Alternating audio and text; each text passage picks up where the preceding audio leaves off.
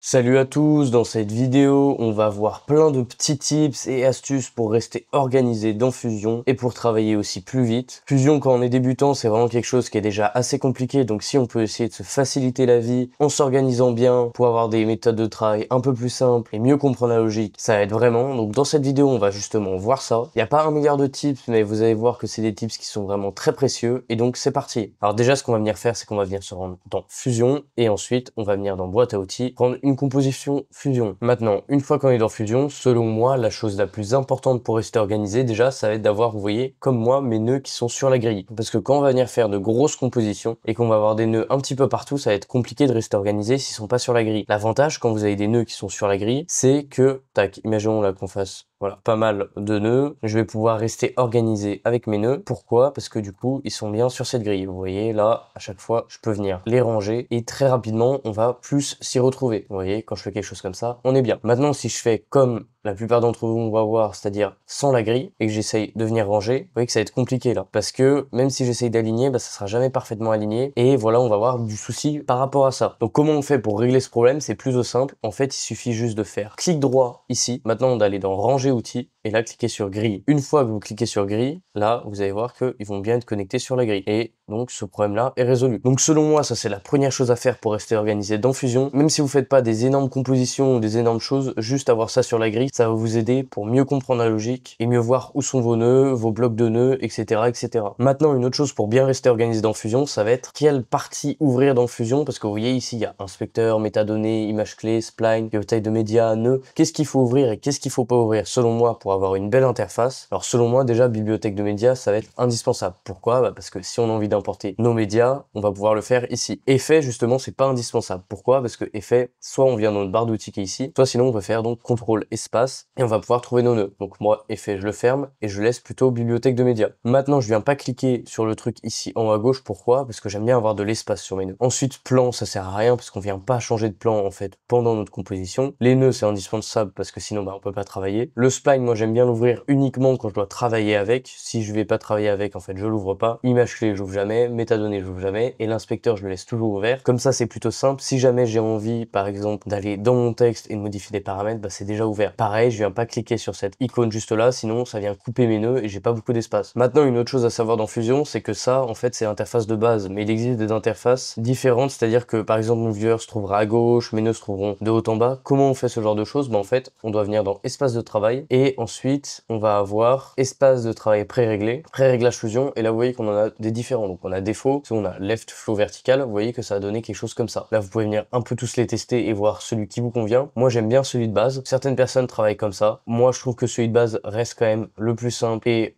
le plus logique, mais libre à vous de faire comme vous voulez si vous préférez faire comme ça. Je sais que des personnes travaillent avec un écran en vertical, donc peut-être que ça peut être plus simple de mettre ces pré-réglages dans ce cas-là. Maintenant, une autre chose super importante, ça va être votre barre d'outils. Donc votre barre d'outils, c'est vraiment quelque chose qui va vous faire gagner du temps et en plus de rester organisé. Surtout quand on connaît pas les nœuds au début dans Fusion, c'est un petit peu galère de savoir à quoi ils ressemblent, de savoir à quoi ils servent. Donc moi, je vous conseille de venir créer une barre d'outils. Pour ça, c'est très simple. Normalement, vous avez cette barre d'outils de défaut. Pour créer une barre d'outils personnalisable, vous faites clic droit sur la barre d'outils, personnaliser et là, créer barre d'outils. Maintenant, vous allez voir que vous pouvez taper votre nom. Donc là, vous tapez n'importe quoi, ça n'a pas d'importance. Vous faites OK. Maintenant, vous avez toujours la même barre d'outils. Sauf que quand on refait clic droit, vous voyez ici, là, je vais avoir que je viens de créer. Maintenant, comment ça marche la barre d'outils? En fait, pour ajouter des nœuds, c'est plutôt simple. Donc là, on va venir ajouter mon nœud de Softglow. Je viens faire contrôle espace, Softglow. Et ensuite, je le prends et je viens juste le drag and drop. Et là, vous voyez, maintenant, il s'est ajouté dans ma barre. Je peux venir le déplacer super simplement, juste comme ça. Maintenant, si j'ai envie de supprimer des nœuds, par exemple, j'ai envie de supprimer ce nœud-là, je viens faire clic droit, personnaliser encore une fois. Et là, je peux faire supprimer multimerge, ou si j'ai envie de supprimer tout le groupe, je peux. Clic droit, personnaliser, et là, supprimer groupe. Ça a tout supprimé. Un groupe, c'est défini par quoi? C'est que vous voyez, là, il y a des séparateurs. Là, de là à là, c'est un groupe. Maintenant, comment on fait pour créer notre propre groupe, donc créer des séparateurs? Plutôt simple, on vient faire clic droit, au milieu, là, personnaliser, et là, ajouter séparateur. Et maintenant, on va avoir un groupe. Moi, j'aime bien faire des groupes logiques. Par exemple, mon groupe avec un glow, je pourrais venir ajouter d'autres effets. Par exemple, on porté, parce que on porté et glow, c'est très souvent utilisé ensemble. Mettre d'autres glow, pas seulement le soft glow. Après, ici, vous voyez, il y a les nœuds de masque. Je pourrais mettre d'autres nœuds de masque. Je peux aussi faire un groupe 3D comme il y a ici. Vous voyez, vraiment faire des choses logiques, pas juste faire des groupes et mettre un petit peu n'importe quoi. Et donc une fois que vous avez fait votre barre d'outils, moi ce que je peux vous conseiller de faire, c'est venir faire clic droit encore une fois et faire verrouiller. Pourquoi? Parce que si vous travaillez et que vous faites des misclics, c'est-à-dire que vous faites comme ça et là vous mettez votre texte ici, si vous faites verrouiller, il va pas venir s'ajouter. Alors que si vous faites pas verrouiller et que vous venez glisser sans faire exprès, vous voyez là le nœud vient s'ajouter. Donc ça peut poser problème. Donc une fois que vous avez fini, selon moi, le mieux ça va vraiment être de clic droit, verrouiller. Maintenant comment on fait si on a envie de supprimer toute notre barre d'outils? Personnaliser encore une fois. Et là on peut venir soit renommer, soit remove totalement. On fait remove. Maintenant quand je fais clic droit, vous voyez qu'elle ne se trouve plus en bas. Donc moi j'ai cette barre d'outils que j'ai personnalisée. Maintenant le truc qui est très fort, c'est que vous voyez la barre d'outils elle est limitée en fait. Elle est limitée par quoi? Par la taille de ça. Bon, on peut quand même mettre beaucoup de nœuds, mais si on a envie d'être moins limité, ce qu'on peut venir faire, c'est créer plusieurs barres d'outils. Par exemple, on fait une première barre d'outils, on va venir mettre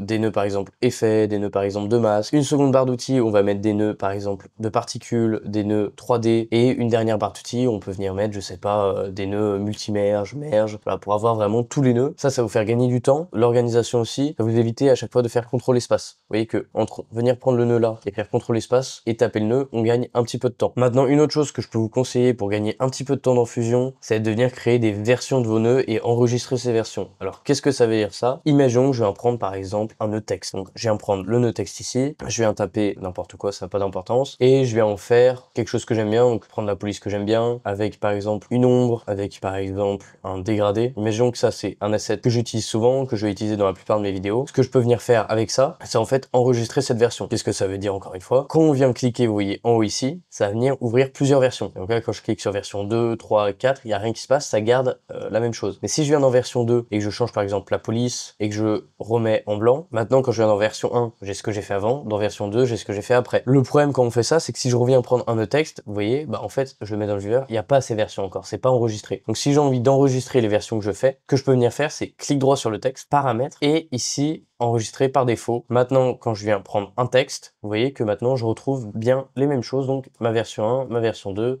après version 3, 4. Bien évidemment, là j'ai fait des versions un peu n'importe quoi. Moi ce que je peux vous conseiller de faire, c'est ouvrir les versions. La version 1, laissez la version de base du nœud. La version 2, peut-être faire un truc personnalisé. Version 3, pareil, personnalisé. Mais laissez bien la version 1 normale. Ça va vous éviter d'avoir trop de paramètres qui sont changés en fait et d'avoir quelque chose de brouillon. Là vous voyez, moi j'ai fait l'erreur, c'est-à-dire que ma version 1 c'est ça. Donc c'est-à-dire que mon texte là, à chaque fois il va avoir ça. Que je peux vous conseiller, pas faire comme ça. Donc déjà, comment on fait pour venir supprimer ce qu'on vient de faire? Droit, paramètres encore une fois. Et là on va faire restaurer par défaut. Et maintenant quand je viens reprendre mon texte, vous voyez, il n'y a plus ça. Et donc là, ce que je vous conseille de faire, ouvrir version. Dans la version 2, faire ce que vous voulez. Donc là, on va venir là, mettre une police, augmenter la taille, augmenter le tracking par exemple. Et comme ça, dans ma version 1, j'ai le texte de base. Dans ma version 2, j'ai ce que j'ai modifié. Et comme ça, quand je fais clic droit, paramètres, enregistrer par défaut, quand je viens prendre mon texte de nouveau, j'ai la version 1 où il n'y a rien, la version 2 où il y a ce que j'ai fait. Et comme ça, si jamais j'ai envie de recréer quelque chose de nouveau, juste aller dans la version 1 et j'aurai tous les paramètres de base. Donc voilà, selon moi, c'est important de procéder comme ça on va pas s'embrouiller et on garde quand même les versions de base des nœuds. En tout cas, c'était tout pour cette vidéo. Si vous voulez continuer de progresser sur DaVinci Resolve, avoir mon niveau, pouvoir monétiser votre compétence et devenir monteur vidéo, je fais un accompagnement personnalisé complet qui vous prend du niveau 0 jusqu'au niveau pro. Si vous avez déjà un niveau, bah, je vous emmène jusqu'à la fin. Si vous avez aucun niveau, je vous emmène du début jusqu'à la fin. Pour rejoindre cet accompagnement, c'est super simple. Dans la description, il y a un formulaire. Vous y répondez et ensuite je vous contacte et on se fait des coachings. Maintenant, si vous voulez progresser mais en communauté, ce que vous pouvez faire, c'est rejoindre le serveur Discord qui se trouve dans la description. À l'intérieur, il y a une vidéo qui va vous expliquer comment fonctionne le serveur, les différents retours de membres et les différents types d'abonnements. Donc voilà, deux offres, une avec abonnement, une sans abonnement, une avec communauté, une sans communauté. Mais en tout cas, si vous avez aimé cette vidéo, n'hésitez pas à liker et vous abonner. À bientôt.